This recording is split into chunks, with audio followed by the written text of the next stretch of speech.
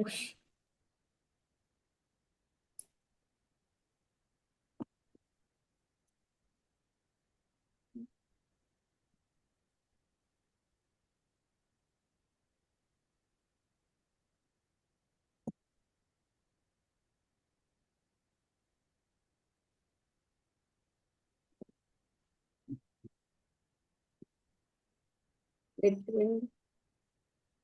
సరిత నువ్వు స్టార్ట్ చేయమ్మా.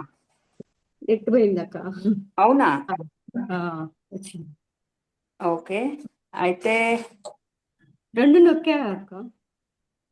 నెట్ పోదు, ఒక 2 minutes టైం పడుతుంది ఇంకా అది యూట్యూబ్ లైవ్ స్టార్ట్ చేయడానికి. నువ్వైతే స్టార్ట్ చేయి, ప్రోగ్రామ్ అయితే స్టార్ట్ చేయి. రెండు నొక్కిన. ఏం కాదు, స్టార్ట్ చేయి. నెట్ పోతే నువ్వు కనిపించవు సరిత, నెట్ ఉంది. నెట్ ఉంది, నువ్వు స్టార్ట్ చేయి. నాకు అవపడట్లే మీరెవరు. నువ్వు మ్యూట్లోకి వెళ్ళినావు, నువ్వు వీడియో ఆఫ్ అయింది. లేదు, నువ్వు కనిపిస్తున్నావు మాకు. జగద్గురు బ్రహ్మర్షి పితామహ పత్రి సార్కి, స్వర్ణమాల మేడంకి కోటి కోటికి ప్రణామములు. అలాగే నా గురువులైన తటవర్తి దంపతులకు, జూమ్లో ఉన్న వారందరికీ నమస్కారాలు. శ్రీ తిరుమలనాథ ట్రస్ట్ ఆధ్వర్యంలో టీఎంసీ ఛానల్కి స్వాగతం, సుస్వాగతం. టీఎంసీ ఛానల్ ద్వారా ప్రతిరోజు ధ్యానం చేస్తున్నాము, జ్ఞానాన్ని పొందుతున్నాము. ఈరోజు జ్ఞానదాత వెంపటి లక్ష్మి మేడం. నమస్కారం మేడం, వెల్కమ్ మేడం. ఈరోజు టాపిక్ శనిగ్రహం. Okay madam. బ్రహ్మర్షి పితామహ పత్రిజీ గారికి, స్వర్ణమాల పత్రి గారికి మరియు నాకు జ్ఞానాన్ని ఇచ్చిన గురువులందరికీ నా ఆత్మపూర్వక ప్రణామాలు. ఈ కార్యక్రమాన్ని వీక్షిస్తున్న ఆత్మ బంధువులందరికీ నా హృదయపూర్వక నమస్కారాలు. నాకు ఈ అవకాశాన్ని ఇచ్చిన టీఎంసీ టీం మెంబర్స్ అందరికీ కూడా కృతజ్ఞతలు. ఈరోజు మనము నవగ్రహాలలో శనిగ్రహం గురించి తెలుసుకుందాం ఫ్రెండ్స్. నవగ్రహాలంటేనే భయపడుతుంటారు. ప్రదక్షిణ చేయాలన్నా, దగ్గరికి వెళ్ళాలన్నా, కాళ్ళు కడుక్కోవడం, దూరంగా ఉండడం, అలాంటివన్నీ చేస్తుంటారు. కానీ మన జీవితమే నవగ్రహాలతో ముడిపడి ఉంది. అలాంటి యొక్క నవగ్రహాల్లో శనిగ్రహం గురించి ఈరోజు మనం తెలుసుకుందాం. ఈరోజు క్లాస్ తర్వాత భయపడడం మాని ప్రేమించడం, భక్తితో ఉండడం నేర్చుకుంటారు అని నా నమ్మకం. మరి శని అంటే ఎవరు, వారి తల్లిదండ్రులు ఎవరు, ఆయన బాధ్యతలు ఏమిటి, సైన్స్ ప్రకారం శనిగ్రహం అంటే ఏమిటి, ఈ విషయాలన్నీ మనం ఒకదాని తర్వాత ఒకటి తెలుసుకుందాం. గ్రహాలు 9. సూర్యుడి నుండి ఇది 6వ గ్రహం, 2వ అతిపెద్ద ఉపగ్రహం అని కూడా చెప్తారు. శని ఎక్కువగా హైడ్రోజన్, హీలియంతో ఉండి సూర్యుడిలాగే ఉంటుంది. లోపల ఇనుము, నికెల్, సిలికాన్ తో కూడిన దట్టమైన కోర్ ఉంది. దాని చుట్టూ ద్రవ లోహ హైడ్రోజన్ పొర ఉంటుందట. ఆసక్తికరమైన విషయం ఏమిటంటే శని సాంద్రత నీటి కంటే కూడా తక్కువగా ఉంటుందంట. అంటే ఒక పెద్ద సముద్రంలో పడితే తేలుతుంది. శనిగ్రహం ఒక పెద్ద సముద్రంలో పడితే తేలుతూ ఉంటుందట. ఇక సగటు ఉష్ణోగ్రత వచ్చి 140 సెల్సియస్ నుండి 180 సెల్సియస్ వరకు ఉంటుంది. చాలా చల్లగా ఉంటుందట శనిగ్రహం మీద. సైన్స్ ప్రకారం శని అనేది ఒక భారీ గ్యాస్ బంతి, అందమైన మంచు రింగులు, వందలాది ఉపగ్రహాలతో కూడిన ఒక అద్భుతమైన గ్రహం. దాని మీద జీవం నేరుగా ఉండే అవకాశం లేదు. దానిలో 274 ఉపగ్రహాలు ఉన్నాయట. వాటి మీద జీవించవచ్చేమో అని పరిశోధనలు అయితే జరుగుతున్నాయి. ఇది మనం చూడగలిగే, మన సైంటిస్టులు చూడగలిగిన శనిగ్రహం యొక్క సైన్స్ వివరాలు. మరి పురాణాలు శని గురించి ఏం చెప్తున్నారో తెలుసుకుందాం. శనీశ్వరుడు హిందూ పురాణాలలో కర్మ ఫలదాత, న్యాయాధిపతిగా ప్రసిద్ధి చెందారు. మనిషి చేసిన మంచి చెడు పనులకు తగిన ఫలితాన్ని అనుభవింపచేస్తాడు. అందుకే అతన్ని దేవుడిగా భావిస్తారు. ఉదాహరణకి శని అంటే మన జీవితంలో ఎలాంటి కర్మ చేస్తున్నాడు, ఏ పని చేస్తున్నాడు మన జీవితంలో అనే దానికి ఒక మాస్టర్ ఒక సింపుల్ కథ చెప్పారు. అది తెలుసుకుందాం ఫ్రెండ్స్ మనం. మనిషి ఒక నేరం చేశాడు. చేస్తే పోలీసు వాళ్ళు వచ్చారు. వారిని తీసుకెళ్ళి కోర్టులో హాజరుపరిచారు. జడ్జి గారు శిక్ష వేశాడు. శిక్ష వేశాక అతన్ని తీసుకెళ్ళి పోలీస్ స్టేషన్‌లో సెల్లులో పెడతారు. ఆ సెల్లులోంచి పారిపోకుండా ఆహ్, ఆ కర్మను అనుభవిస్తూ హ్మ్.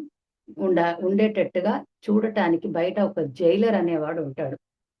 ఈ జైలర్ యొక్క డ్యూటీ ఏంటంటే, అతనికి పడిన శిక్షని అనుభవింపచేయడం, అతడు సత్కర్మలు చేస్తుంటే పై వాళ్ళకి తెలియచేయడం, అలాగే ఉంటే కూడా దుర్మార్గుల్లాగా అలాగే ఉంటే కూడా ఆ కార్యాలని వాళ్ళకి తెలియజేస్తుంటారు. సత్కర్మలు చేస్తూ ఉంటే తొందరగా రిలీజ్ చేస్తారు. ఏ 15థ్ ఆగస్టుకో, 26థ్ జనవరికో ఇతడు తెలియక తప్పు చేశాడు కానీ సత్కర్మలు చేస్తున్నాడు జైల్లో. కాబట్టి రిలీజ్ చేద్దామని రిలీజ్ చేస్తారు. ఇవన్నీ చేసేవారెవరు? జైలర్. ఆ జైలర్ పాత్ర మన శని పోషిస్తున్నాడు. మన కర్మలు అనుభవింపచేస్తాడు. మంచి చేస్తే మంచిని చేపిస్తాడు. చెడు చేస్తే చెడుని అనుభవించేటట్టుగా చూస్తాడు. పారిపోకుండా చూస్తాడు. మంచి కర్మలు చేస్తే ఆ శిక్షని తగ్గింప కూడా చేస్తాడనమాట. ఇది మన శనిదేవుడు చేసేది. ఇక శనీశ్వరుడు యొక్క జన్మ వృత్తాంతం తెలుసుకుందాం. సూర్య భగవానుడికి సంధ్యాదేవి భార్య. ఆవిడ విశ్వకర్మ యొక్క కూతురు. వీరికి 3 పిల్లలు పుట్టారు. యముడు, యమునాదేవి, వైవస్వత మనువు. యముడేమో మరణించాక జీవుల కర్మలను బట్టి తీర్పు చెప్పే దేవుడు.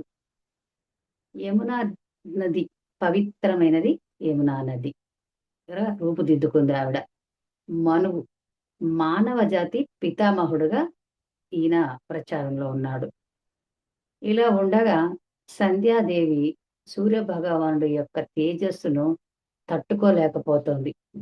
అందుకని తపస్సు చేసి తన శక్తిని పెంచుకోవాలనుకుంటుంది.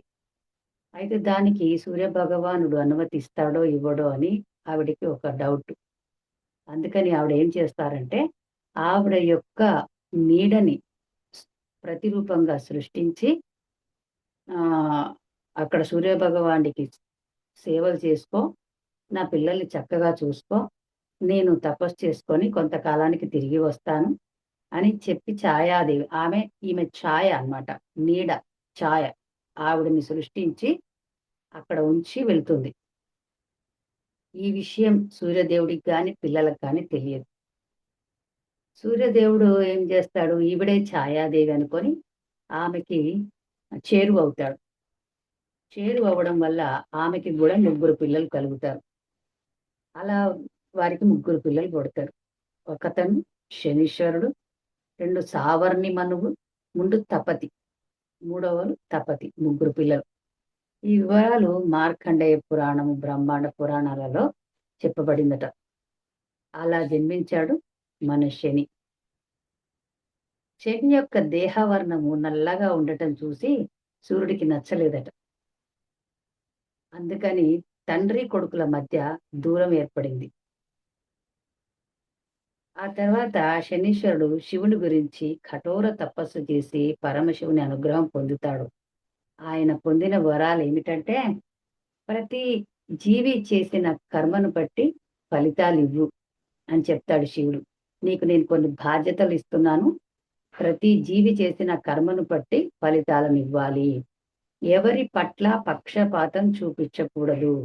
గొప్పవారు, పేదవారు, మంచివారు, చెడ్డవారు అని ఎవరి పట్ల కూడా పక్షపాతం చూపించకూడదు. పెద్దవారు, చిన్నవారు అని చెప్పారు. ధర్మాన్ని సదా కాపాడుతూ ఉండు. అందుకే శనీశ్వరుడు న్యాయదేవుడు అయ్యాడు. సంధ్యాదేవి కొడుకు యముడేమో చనిపోయాక కర్మలకు ఫలితాలను అనుభవింపచేస్తే, ఛాయాదేవి కొడుకు శని బ్రతికి ఉండగానే కర్మలను అనుభవింపచేస్తాడు. ఇద్దరూ న్యాయాధిపతులే. శని భయపెట్టే దేవుడు కాడు. ఆయన చెప్పే ప్రధాన సందేశం ఏమిటంటే, ఏది చేస్తే అదే అనుభవిస్తావు. మంచి చేస్తే మంచి ఫలితం, చెడు చేస్తే చెడు ఫలితం. అందుకే శనీశ్వరుడు కష్టాలను ఇవ్వడం శిక్ష కోసం మాత్రమే కాదు, మనిషిని సరిదిద్ది ధర్మ మార్గంలో నడిపించడానికి అని అర్థం. అందుకే మనుషులు భయపడతారు, శనీశ్వరుడు ఎక్కడ ధర్మ మార్గంలో నడిపిస్తాడో మనని అని. అంతే. ఇక ప్రతి దేవుడికి ఒక వాహనం ఉంటుంది. ఆయన కాకిని ఎందుకు వాహనంగా ఎంచుకున్నాడో తెలుసుకుందాం. కాకి చాలా అప్రమత్తంగా ఉంటుంది, చిన్న విషయాన్ని కూడా గమనిస్తుంది. అలాగే శనీశ్వరుడు కూడా ప్రతి జీవి చేసిన కర్మలను గమనిస్తూ ఉంటాడు. కాకి సాధారణ పక్షి, ఆడంబరం లేకుండా జీవిస్తుంది. ఇది వినయం, వైరాగ్యానికి చిహ్నంగా భావిస్తారు. హిందూ సాంప్రదాయంలో కాకిని పితృదేవతలతో అనుసంధానిస్తారు. అందుకే అమావాస్య వంటి సందర్భాలలో కాకులకు ఆహారం పెట్టి గౌరవిస్తారు. శ్రాద్ధ కర్మలప్పుడు కూడా కాకులకి ఆహారం పెట్టి పితృదేవతలు తిన్నారని తృప్తి పడుతూ ఉంటారు. ఇక్కడ ఒక చిన్న కథ చెప్పుకుందాం. బ్రహ్మర్షి పత్రిజీ గారు చెప్పింది. మన వాళ్ళు ఎవరైనా చనిపోయినప్పుడు, శ్రాద్ధ కర్మలు చేస్తున్నప్పుడు పితృదేవులు చనిపోయిన వారు శాంతితో వెళ్ళారా అశాంతితో వెళ్ళారా తెలుసుకోవడానికి వండిన పదార్థాలన్నీ శ్మశానంలో పెట్టి కాకిని పిలుస్తూ ఉంటారు. పిలిచి కాకి ముట్టుకుంటే ఆ అది పోయిన జీవి శాంతితో ఉన్నాడు అని అర్థం. కాకి ముట్టుకోలేదనుకో, అది అశాంతితో ఉంది, అది శాంతితో పైకి వెళ్ళాలంటే మనం ఏం చేయాలని ఇక్కడ మొక్కులు మొక్కుతూ ఉంటారు. ఇది జరుగుతున్నది. మనకు తెలిసిన స్టోరీ ఇది. కానీ పత్రిగారు చెప్పారు, కాకికి ఆత్మలను చూడగలుగుతుంది. కాకి కళ్ళతో ఆత్మలను చూడగలుగుతుంది.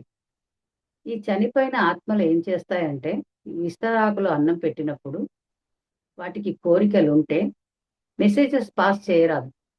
మనకి వాళ్ళ మాట వినిపించదు, వాళ్ళు మనకు కనిపించరు, మనకు వినిపించరు. కానీ ఆ ఆత్మ చెప్పాలనుకున్నది చెప్తుందన్నమాట. నేను అశాంతితో ఉన్నాను అని చెప్పడానికి ఒక మార్గం. ఇస్తారాకులు దగ్గర కూర్చుంటుందట. కూర్చున్నప్పుడు కాకికి కనిపిస్తూ ఉంటుంది కదా, అందుకని కాకి విస్తారాకులు అన్నాన్ని స్వీకరించదు, వెళ్ళదు. అప్పుడు వీళ్ళేం చేస్తారు, బంధువులందరూ చనిపోయిన ఆయనకి ఏవో కోరికలు ఉన్నాయి, అశాంతితో ఉన్నాడు, ఆ కోరికలు తీరాలంటే అని మీకు ఇది చేస్తాం, అది చేస్తాం, ఇలా చూసుకుంటాం, అలా చూసుకుంటాం అని మొక్కులు మొక్కుతూ ఉంటారు. అప్పుడు అది సూట్ అయిందనుకోండి, ఆ ఆత్మకి కావలసింది వీళ్ళు మొక్కారనుకోండి, అప్పుడు ఆ ఆత్మ అక్కడి నుంచి వెళ్ళిపోతుంది. అది వెళ్ళిపోగానే కాకి వెళ్ళి ఆ ఆహారాన్ని తింటుంది. అప్పుడు వీళ్ళు ఏమనుకుంటారు, ఆ ఆత్మ శాంతించింది, ఇంకా మనం అన్ని కార్యక్రమాలు చేసుకోవచ్చు అనుకుంటారు. యోగి వేమన కూడా ఇదే చెప్పాడు. ఈ తినటి కాకి పితరుండెట్లాయరా అని ఒక పద్యంలో చెప్తాడు.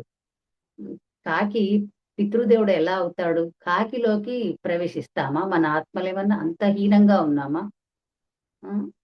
జరిగే కథ ఇది. అందుకే జగానికే గురువు అయ్యాడు, జగద్గురువు అయ్యాడు బ్రహ్మర్షి పితామహ పత్రిజీ గారు. ఇంత తేట తెల్లంగా మనకి విషయాలను తెలియజేశారు ఆయన. వారికి కృతజ్ఞతలు తెలియజేసుకుందాం. ఇక శనిగ్రహానికి శాంతి పూజలు చేస్తుంటారు. పురాణాలు సాంప్రదాయాల ప్రకారం ఏం చేస్తారు? నల్ల నువ్వులను దానం చేయటం, నువ్వుల నూనెతో అభిషేకం చేయటం, నువ్వుల నూనెతో దీపాలు వెలిగించటం, నల్ల వస్త్రాలు దానం ఇవ్వటం, ఇనుమును దానం ఇవ్వటం, కాపులకు ఆహారం పెట్టడం, ఇంకా శనివారాల్లో శని స్తోత్రం చదవడం, గాయత్రి లేదా హనుమాన్ చాలీసా పారాయణం చేయడం వంటివి చేయడం ద్వారా దోషాలు తొలగిపోతాయి అని బ్రాహ్మణులు చెప్తూ ఉంటారు, మనం చేస్తూ ఉంటాం. కానీ ఆధ్యాత్మిక గ్రంథాలు ఏం చెప్తున్నాయంటే, శని ఇష్టపడేవి ఏమిటో తెలుసుకుందామా? సత్యంగా జీవించడం, ఇతరులకు అన్యాయం చేయకపోవడం, కష్టపడి పని చేయడం ఆయనకు చాలా ఇష్టమట. పెద్దలకి, అవసరమైన వారికి, పెద్దలకి, పేదలకి సహాయం చేయడం, ఇలాంటి పనులు చేస్తే శనిదేవుడు ఇష్టపడి మన కర్మలను తొలగిస్తాడు, అంతేగాని వాటి వల్ల కాదు అని ఆధ్యాత్మిక గ్రంథాలు చెప్తున్నారు. ఇంకా నవగ్రహాల దగ్గరికి వెళ్తే కాళ్ళు కడుక్కుంటూ ఉంటారు. అమ్మో ఏదో అయిపోతుంది, మన వెంటనే వచ్చేస్తారు, మనకి చుట్టుకుంటుంది, మనం చేసిన పాపాలు మనకి వెంట వస్తాయని కాదు, ఆ నవగ్రహాలు మనని ఏదో చేసేస్తాయని దగ్గరికి పోకుండా ఇలాంటి పనులన్నీ చేస్తుంటారు. అయితే ఏ భావనతో చేస్తారు అని అడిగితే కొందరు తన కష్టాలని, దోషాలని దేవుని పాదాల వద్ద వదిలి వచ్చాము. ఇక నేను నీ పాదాల దగ్గర వదిలేశాను స్వామి, మీరే చూసుకోండి అనే భావనతో కాళ్ళు కడుగుతారట. అంతేకాని దోషం, అపశకునం అనేది ఏమీ లేదు. ఇక 9 ప్రదక్షిణలు చేస్తారు. ఎందుకంటే 9 గ్రహాలకి వరుసగా భక్తితో ప్రతి గ్రహానికి ప్రదక్షిణ చేసినట్టు అవుతుందని 9 గ్రహాలకి ప్రదక్షిణ చేస్తారు. ఒక కథ ఉంది, హనుమంతుడికి పూజ చేస్తే శని దోషాలు తొలుగుతాయని కూడా చెప్తారు కదా. అది ఎందుకు చెప్తారు అని అంటే, శనీశ్వరుణ్ణి రావణాసురుడు చాలా బలవంతుడు, శక్తివంతుడు. అతనేం చేస్తాడు, అన్ని పాపాలు అవి చేస్తుంటాడు. శని ఆయనని పట్టాలనుకున్నప్పుడు ఆ శనిని బంధించి కారాగారంలో పెడతాడట. అతనికి అంత శక్తి ఉంది. గ్రహాలను కూడా బంధించగలిగే శక్తి రావణాసురుడికి ఉంది. అలా శనిని బంధించి ఉంచాడు. మన హనుమంతుల వారు సీతాదేవి కోసం వెళ్ళినప్పుడు శనీశ్వరుణ్ణి విడుదల చేస్తాడట.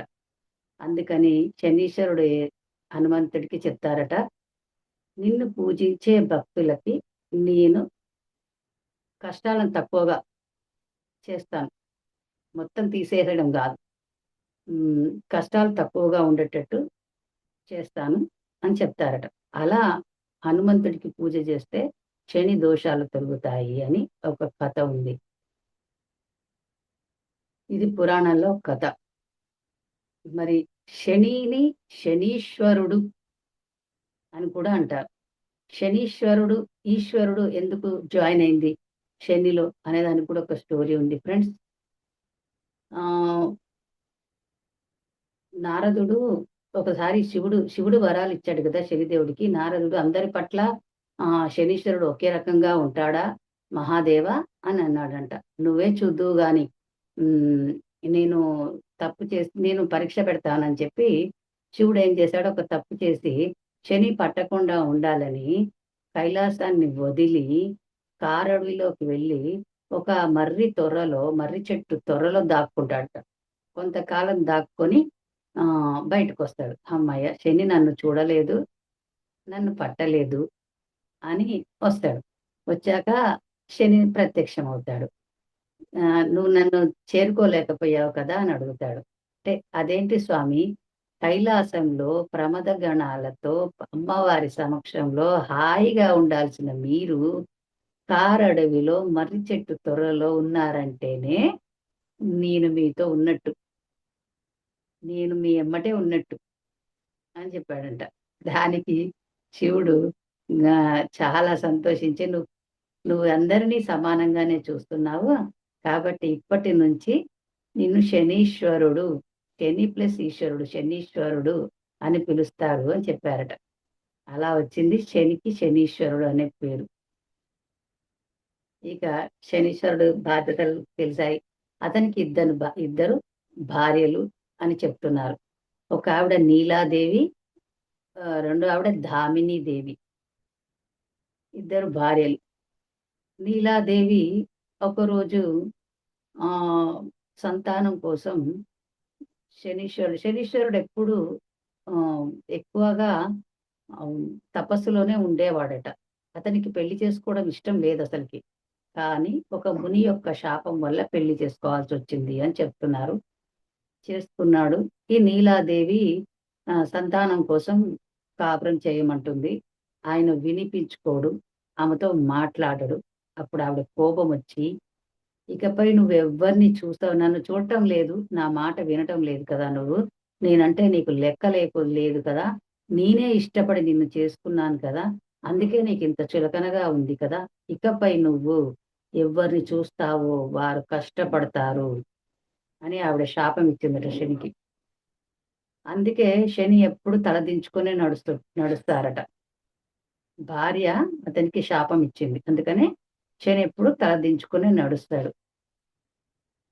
సరే, శనికి 2 కుమారులు అని చెప్తుంటారు కొన్ని పురాణాలలో.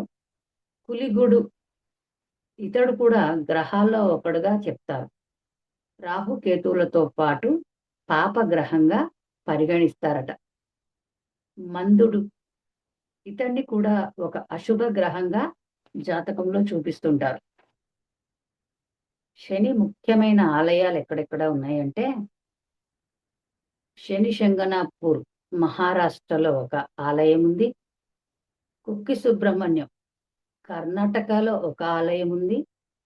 తిరునల్లార్ పాండిచ్చేరి దగ్గర ఒక ఆలయం ఉంది. శనీశ్వరుడికి ముఖ్యమైన ఆలయాలవి. మరి శనీశ్వరుడు ఎలా పుట్టాడు, ఏంటి ఆయన బాధ్యతలు, ఆయన ఫ్యామిలీ గురించి అన్నీ తెలుసుకున్నాం. ఇంకా ముఖ్యమైనవి విషయాలు ఏమిటంటే, శని దృష్టిలో పెద్ద చిన్న అనే తేడా ఏదీ లేదు.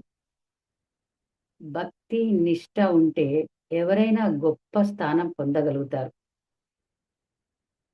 శనీశ్వరుడు శిక్షించడానికి కాదు, మనల్ని ధర్మ మార్గంలో నడిపించడానికి కర్మ ఫలాన్ని అనుభవింపచేస్తాడంతే. ఇక జ్యోతిష్య సాంప్రదాయంలో శని క్రమశిక్షణ, సహనం, నిజాయితీ, బాధ్యత నేర్పే గ్రహంగా భావిస్తారు.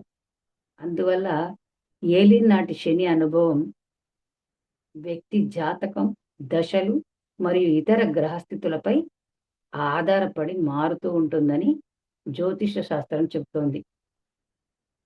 ఇవి ఈనాటి శనీశ్వరుడు యొక్క విశేషాలు.